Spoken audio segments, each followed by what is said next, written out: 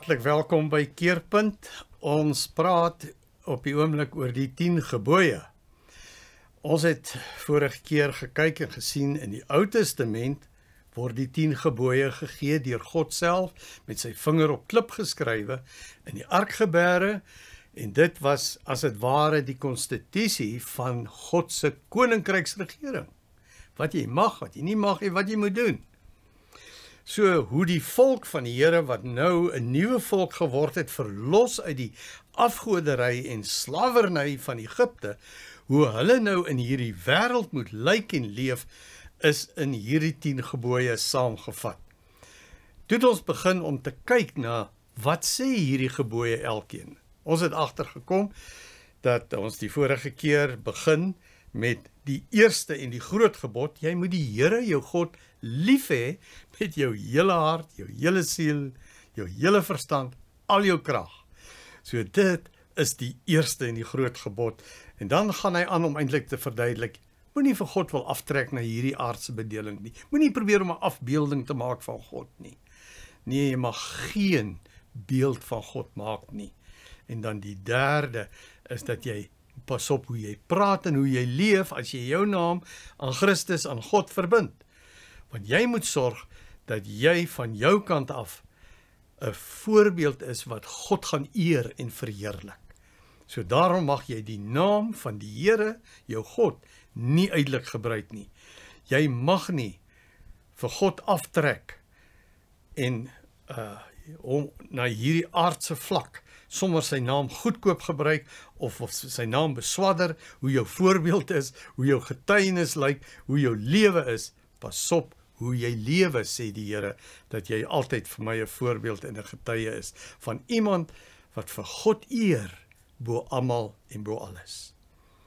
Nou, by hierdie geleentheid wil ons dan nou praat oor die volgende ene, en dit is dat jy die Sabbatdag, 1 uit 7 dae, moet rus en aan die Here wy.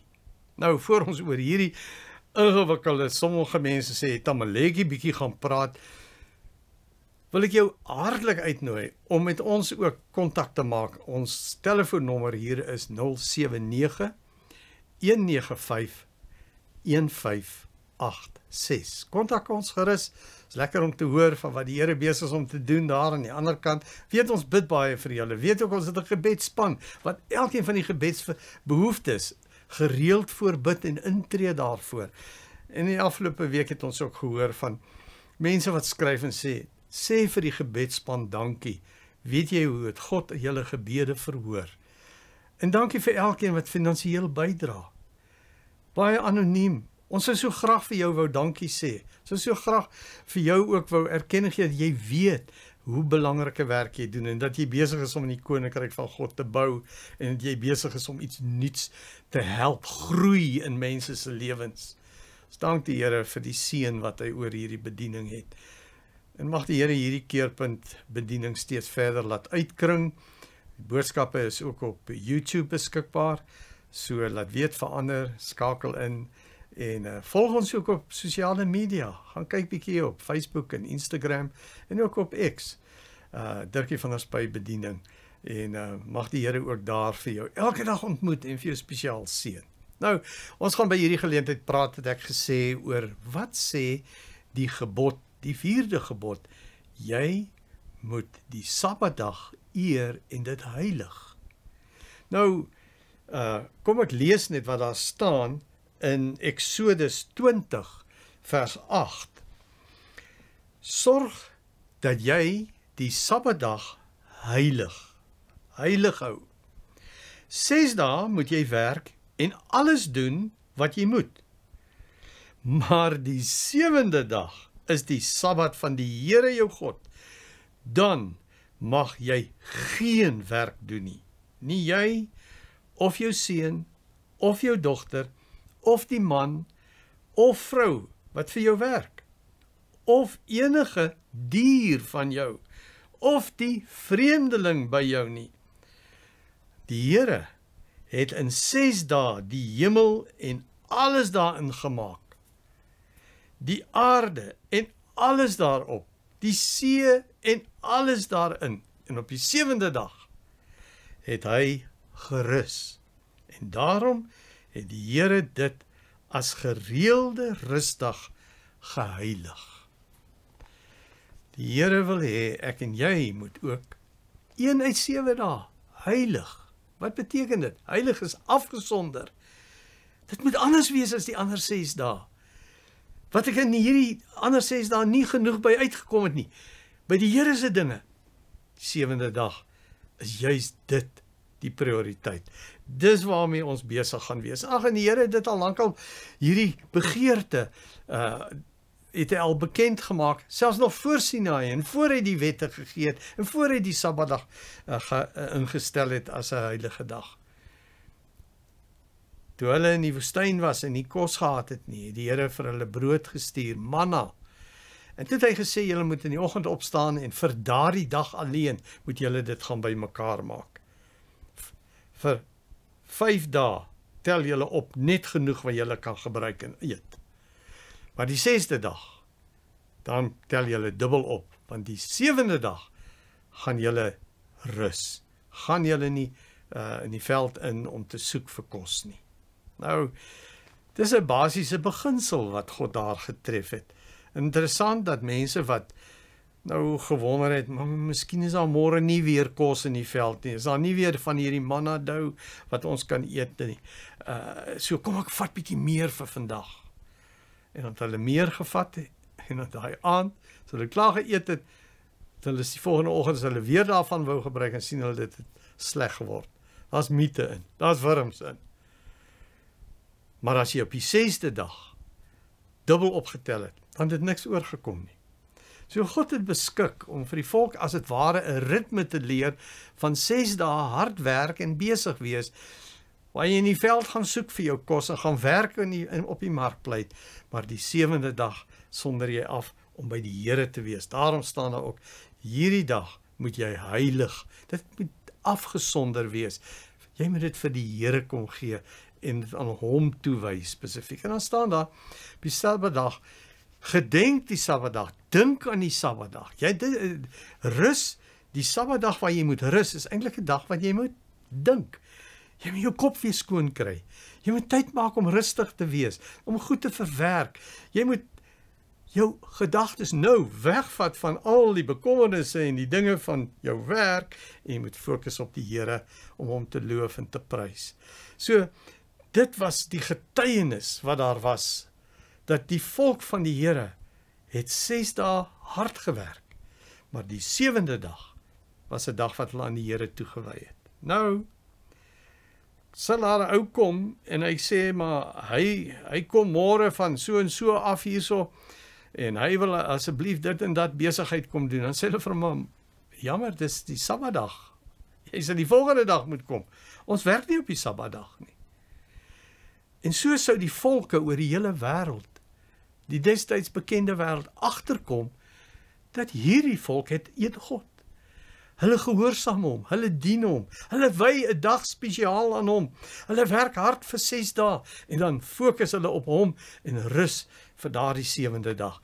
Dit is wat God bedoel het, dat hy sê, julle moet 'n getuienis uitdra. Mense sal vir julle vra nou, hoekom werk julle nie vandag nie? Hoekom hou julle nou juis vandag? Kom julle saam en lees julle die woord en is julle besig met God? Hulle moet weet dat julle 'n getuienis wil uitdra van ons het 'n God wat ons lewe beheer. Ons het 'n God wat in beheer is van alles. En daarom het hy gesê, 6 dae moet ons werk. En hy is in ons lewe die belangrikste. Ons doen wat hy sê en ons maak tyd vir hom op die 7de dag. Ja, ons heilig hierdie dag om dit aan hom te wy. Dis 'n dag van dink. 'n Dag wat ons gedenk, wat ons terugdink aan wat hy vir ons gedoen het. Ja, want 6 dae het God gewerk. En die 7de dag het hy die skepping, het hy gerus, dit wel onderhou. Tot nou is die 7de dag, kan ons sê, tot met sy wederkoms. Nou in hierdie tyd, rus God. Hy skep nie nuut, soos wat hy die aarde uit niks, en die hemele uit niks geskape het nie. Nee, hy het klaar gewerk. Hy het 'n ongelooflike skepping op die hemel en op die aarde gemaak. En nou rus hy. En dis die voorbeeld wat ons het. Dink terug aan hoe God gemaak het. Wees jy daarom ook die ene wat dink nou aan die skepping. Dink hoe wonderlik God dit gemaak het. Bewonder dit, geniet dit. Weet dat hierdie natuur wat hy so mooi gemaak het, het hy vir jou so mooi gemaak. En daarom dink aan sy skepping. Dink aan hoe mooi en goed hy vir ons is. Dink aan hoe hy vir ons sorg. Dink aan sy volmaakte grootheid en heerlikheid om alles so te onderhou. En loof hom. Ja, maak tyd om te fokus op die Here se wonderlike skepingswerk. En ook sê hy gedenk en dink aan die tyd toe jy uit slawerny uit Egipte verlos is. Dis 'n ander belangrike ding waaraan jy moet dink. Jy moet dink aan jou verlossing. Jy moet dink waar jy was. Jy moet dink aan God se liefde vir jou. Jy moet dink aan hoe hy jou uit hierdie slawerny van die bose losgemaak het. Hoe hy jou sy kind gemaak het. Hoe hy jou sy volk gemaak het. Ja, dis die wonderlike daarvan dat die Here sê, jy moet 'n ritme kom van werk en van rus. En as jy nou dink, wat moet hulle nou gedoen het op die Sabbatdag? Gaan kyk maar 'n bietjie. Hulle het die sinagoges besoek. Hulle het die wet van die Here gaan luister. Hulle het die Bybel bestudeer. Hulle het gaan kyk wat sê God se woord. Hulle het by hom gaan sit, gehoor wat wil God vir hulle sê. Dis die dag wat hulle die Here gaan loof en prys en lofliedere gesing het tot sy eer. Dis die dag wat hulle aan hom toegewy het en hom groot gemaak en geëer en aanbid het. Dit was ook die dag gewees wat hulle afgesonder het om by God alleen te wees, tot hom te praat, met hom te praat, tyd te maak vir gebed, tyd te maak vir sy woord. Dis 'n dag nie van niks doen nie. Dis 'n dag van anders doen, 'n dag van fokus op God en op sy dinge. Ja, vroeër het ek verskonings gehad, ek het nie genoeg tyd gehad om dit te lees of dat te doen of so te hoor, daar te gaan besoek, hierdie persoon te help en uit te reik na daardie een. Maar nou, op Sondag het ek nie verskonings nie, want nou moet ek al die ander goed los en ek moet fokus op wat die Here wil hê ek op hierdie dag moet doen. Die Here sê, dink terug aan daai tyd toe julle slawe was in Egipte en hoe ek julle uit Egipte verlos het. Onthou julle nog hoe julle met swepe geslaan is? Onthou julle hoe jy net 'n oomblik voel, jy kan nie meer nie. En jy gaan sit 'n oomblik in die skaduwee, hoe hulle gekom en vir jou geslaan het. Hoe jy gevoel het, jy gaan sterf in hierdie harde werk wat jy moet doen. Hoe jy gevoel het, jy kan net nie meer nie, jy gee in. En nou sê die Here, nou het ek 'n antwoord vir jou. 6 dae moet jy werk. Maar dan moet daar 'n dag wees wat jy jou batterye laai. Dan moet 'n dag wees wat jy kan stil word, wat jy kan fokus, wat jy weer kan in jou joernaal skryf en met die Here praat en alleen wees en op hom fokus en in die kerk wees en op jou knieë wees en by die woord wees, dat God jou kan kom versterk, dat hy jou kan kom bemoedig, dat hy vir jou kan kom help om regtig weer die eerste in jou lewe te word. Ja, want as jy hierdie dag moet heilig, dan moet dit 'n dag wees wat die wêreld gaan weet, jy maak nie soos hulle nie, jy's anders as die wêreld. Jy wil God verheerlik, en hy is jou prioriteit, hy is eerste in jou lewe. Vroeër het jy jouself afgesloof. Die Here het vir jou kom bewus maak. Jy moet jou liggaam oppas. Jy moet weet dat jy hierdie liggaam van jou moet beskerm. En jy moet hom rus gee, krag gee, kans gee om weer te vernuwe, te herlaai, weer versterk te word. Daarom is daar 6 dae van harde werk. Dan moet jy nie leeg lê nie. Maar die 7de dag, as jy moeg is van die week, dan gaan jy afskakel. Dan gaan jy weer sterk word. Kan jy sien dat God eintlik sê, dink aan daai swepe en hoe hulle jou gedryf het. Dan kom jy agter, ek het jou lief. Ek maak gebooie wat vir jou kan seën, dat jou liggaam weer kan versterk word, jou gedagtes weer skoon kom, jou emosies weer kan herstel, jy fisies weer kan sterk word. My gebooie is liefdesgebooie. Dis omdat ek jou lief het, dat ek sê 6 dae werk en 1 dag rus. Ek wil nie hê jy moet uitbrand nie. Ek wil nie hê jy moet so werk dat jy naderhand oppak nie. Ek wil nie hê jou liggaam moet so oorwys word dat jou immuunstelsel ingee en jy begin siek word nie. Ek wil nie hê dat jy moet ingee omdat jy sielsmoeg geword het en net nie meer kan nie. Ek wil hê jy moet gelukkig wees. Daarom span ek hier 'n heining. Daarom keer ek op die 6de dag, die 7de dag keer ek jou af dat jy kan herstel. 'n Heining is nie om vir jou slegte weg te hou van die goeie nie. Dis om jou te beskerm teen die gevaar.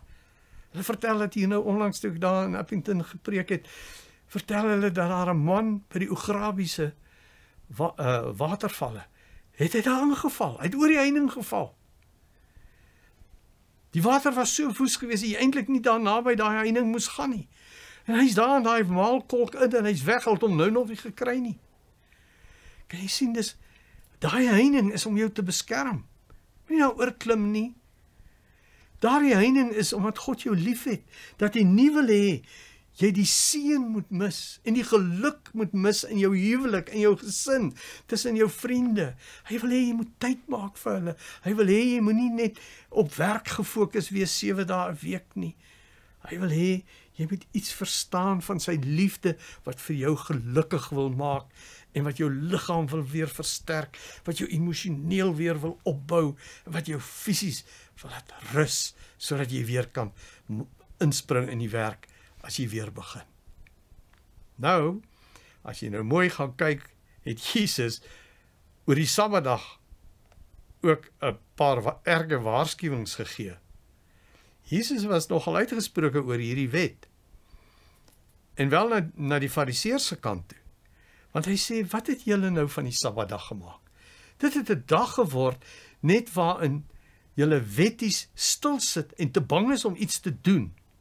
En julle neem my nou kwaadlik as ek iemand genees. As ek goed doen en vir ander mense help, dan sê julle ek ontheilig die Sabbatdag, want ek rus nie en sit nie hande gevou en doen niks nie. Weet jy wat het by die Fariseërs daai tyd gebeur? Hulle het toe gesê, hulle dink dat as 'n mens nou al die gebooie kan nakom, dan gaan jy mos nou hemel toe gaan. Dan behaag jy God en jy gaan hemel toe, want jy het nou nie verkeerd oortree nie. Jy het al sy gebooie nagekom. Maar nou, hoe weet 'n mens nou presies wat jy moet doen en wat jy nie mag doen op 'n Sabbatdag nie?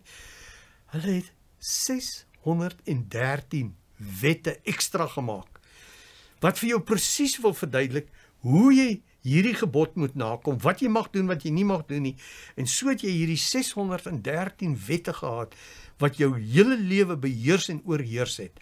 Hulle het presies byvoorbeeld gaan uitwerk, daar's 39 dinge wat jy nie op 'n Sabbatdag mag doen nie. Hulle het bepaal jy moet 740 tree maksimum stap. Mag nie meer steps hê as dit nie. 740.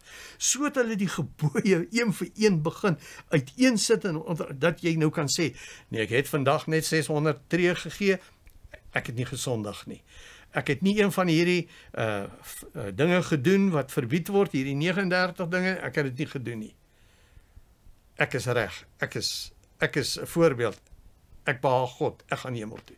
En dan kom Jesus en sê, julle behaag nie vir God nie. Julle het so wetties geword, dat julle mis God se wil, en God se doel. Kan jy glo, Jesus sê vir hulle, julle gee tiendes, want julle kom nou die wette na presies. En dan tel julle 10 korianders en 10 peperkorrels af, en dan gee julle een van die tiendes, gee julle vir die Here. Hy sê, weet jy, julle het begin om tot in die fynste detail hierdie wette uit te voer, dat julle nou nuwe wette gemaak het, wat God nie eens gemaak het nie. En nou gee julle 'n tiende van anys en speserye, en die belangrikste laat julle na. In plaas daarvan dat daar by julle barmhartigheid en omgee vir ander, uitreik na ander, dien van ander, help vir ander. Die belangrikste van die wet, die liefde, die het julle nie nagekom. O, julle maak die buitekant van die skottel met hierdie reinigingsseremonies so mooi skoon. Maar hoe drink julle uit daar? Oormatig. Kyk hoe gaan julle te kere en hoe gelyk het as julle partytjie hou. Kyk hoe vang julle aan. Kyk die gesyp wat daar is. Dit wat binne in hierdie beker is belangriker as dit hierdie reinigingsseremonies wat julle, die wette wat julle nakom om het rein te maak van buite. Jesus was baie ontsteld geweest oor hierdie wettiese godsdienst. Hy sê julle is skynheilig. Dis nie wat God bedoel het nie. Met die Sabbatdag is nie 'n dag van sit en niks doen nie. Paulus het ook gesê, weet jy, ek waarsku julle, het ek nou verniet met julle gepraat? Het ek julle verniet probeer leer dat Christus in julle kom woon en nou vir julle wil gebruik as lewende fonteine wat verander die water van die lewe gaan gee? Nou val julle weer terug en niks doen en sit, ek moet nie dit en ek mag nie dit nie en ek moet nie so en ek mag nie dit nie. Julle het weer in so wettiese godsdienst verval. Kom ek lees net vir jou. Wat het hy spesifiek gesê in Galasiërs 4? Ek lees vanaf vers 8. Daar was 'n tyd toe julle nie vir God geken het nie en slawe was van niks werd afgode. Maar nou dat julle hom leer ken het, of liewer nou dat hy julle ken, hoe val julle dan nou weer terug na daardie minderwaardige en armsalige wettiese godsdienstige reëls? Wil julle van vooraf weer slawe daarvan wees? Julle hou aan om besondere dae en maande en feesgeleenthede en jare te vier. Ek vrees my harde werk aan julle was dalk te vergeefs gewees. Hy sê, verstaan julle nie, julle word gered uit genade, nie deur al hierdie wette na te kom nie. Julle is gered in God se kinders om nou vir hom te leef en hom te gehoorsaam en hom te dien met julle hele hart. Hoe het Jesus die Sabbat deurgegaan? Hoe het hy dit gemodelleer? Weet jy, as jy na Jesus gaan kyk, dan sien jy, hy het op die Sabbatdag, was hy elke keer in die, daar staan, dit was sy gewoonte om in die sinagoge te wees, waar hy die woord gelees het en bestudeer het. Hy was besig met God se woord. Dit was Jesus se Sabbat. En as hy dan uitstap buite toe, dan sit daar 'n man wat aan watersig gelei het, wat probleem het met sy liggaam is so geswel. Jesus kry hierdie man jammer en hy bid vir hom op die Sabbatdag en hy genees hom. Natuurlik val die Fariseërs hom aan en sê, jy het iets gedoen wat teen die wet van God is. Sê Jesus vir hulle, hoe is julle so skynheilig? As julle sien, julle kalf of julle os of bees het in die sloot of in die put ingeval of jou kind het daar ingeval, gaan jy hom nie uithaal nie? Hierdie kinders, hierdie mense, hierdie diere was in 'n krisis. Sou julle dan nie eerder jou kind wat in die sloot of in die put geval het uithaal nie? Hoeveel te meer hierdie man wat so swaar gekry het en so pyn gehad het en so gesukkel het. Dis in Lukas 14, Lukas 13 vertel jy 'n ander geleentheid wat ook op die Sabbatdag gebeur het, waar Jesus 'n vrou wat 18 jaar lank deur die duiwel vasgebind was. Daar was 'n binding van die bose op haar lewe, dat sy krom getrek is en pyn was en nie kon loop en beweeg nie. Jesus maak haar vry, verlos haar van die bose band en sy word gesond en sy jubel en juig en loof die Here. Dan sê die Fariseërs, nee, maar jy het nou weer die Sabbatdag onheilig, kyk hoe jy gewerk. Sê hulle, wat maak julle dan skynheilig is? Môre wil jy by donkie ry, of daai os mee werk en ploeg, dan vat jy hom op die Sabbatdag en dan vat jy hom na die water en na die krib toe, dat hy kan eet en drink. Kan ek dan nie hierdie vrou help, wat in nood en in 'n krisis is nie? Verstaan julle nie dat die Sabbatdag daar is, om vir mense te seën, om God se liefde uit te dra, dat God wil sy goedheid bekend maak aan almal. Stap deur die landerye, die disippels vryf koring, pluk koringare en eet die koring. Sê hulle, maar jy werk, kyk hierso, hulle werk. Sê, maar wat van Dawid, hoe het hy die toonbrood geëet? Verstaan julle nie, daar's noodsaaklike goed, daar's belangrike goed, as om net te sit en niks te doen nie. Julle dink deur julle wettiese gehoorsaamheid sal julle vir God eer. Nee, besef jy nie dat God wil hê een dag uit 7 dae moet jy aan hom wy. En die patroon het verander, dat 6 dae gewerk is, tot op die Saterdag, en die 7de dag dan getel is, as die Sondag, wat hulle gerus het. Dis die dag wat Jesus opgestaan het uit die dood, wat hy verskyn het en sy disippels geleer het en ander mense geleer het. Dit was die dag wat die Heilige Gees uitgestort is, wat hy dis die wonderlike daarvan dat die Sondag het nou die dag geword wat nie meer dood was vanweë die Sabbatswette nie, maar 'n nuwe gestalte gehad het, sodat ons lees in die Bybel dat hulle saamgekom het en as Christene hierdie dag by mekaar was en die Bybel bestudeer en saam gebid het. En dit het die gewoonte geword. Want ons lees van Ignatius en Justinus en ons lees van Barnabas, skrywers wat in daai tyd van die eerste Christendom geleef het, hoe dat hulle vertel dat die Christene op die Sondag by mekaar gekom, dat hulle vertel in die Didagai, hoe dit die dag geword het wat die Christene nou by mekaar gekom het en nie meer op die Saterdag nie. In 321, die 3de Maart na Christus, het Konstantin, die keiser, het hy ook 'n bevel uitgevaardig en gesê, van nou af sal die 7de dag, die Sondag, die eerste dag van die week eintlik, sal die Sondag nou nie meer 'n werksdag wees nie. Want dit was die gebruik van die Christene in daai tyd. Dit was hoe hulle geleef het. God wil nie redeneer oor dae nie, oor kleinlike dae en datums nie. Maar hy wil hê jy moet 6 dae hard werk en jy moet die 7de dag aan hom toewy. Hoe bring jy jou Sondag deur? Jou 7de dag. Wat doen jy op jou Sabbat? Kom ons bid saam.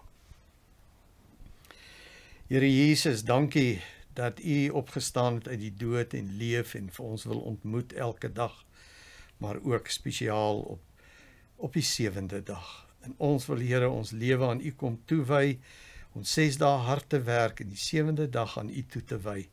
Kom leer ons en wys ons hoe om hierdie dag te heilig, hoe om hierdie dag tot U eer deur te bring. En dankie dat U Gees in ons is om ons te lei.